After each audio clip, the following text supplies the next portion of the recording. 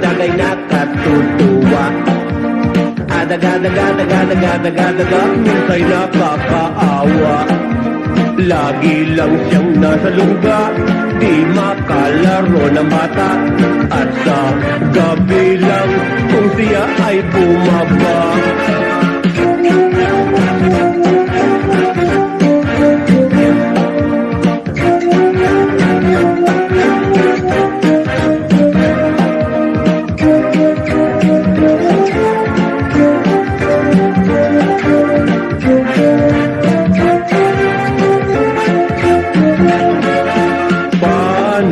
Walang daga ay wala rin ang pusa. At kung wala rin kat, aso ay walang siyota. Paano kung walang daga ay wala rin karnap?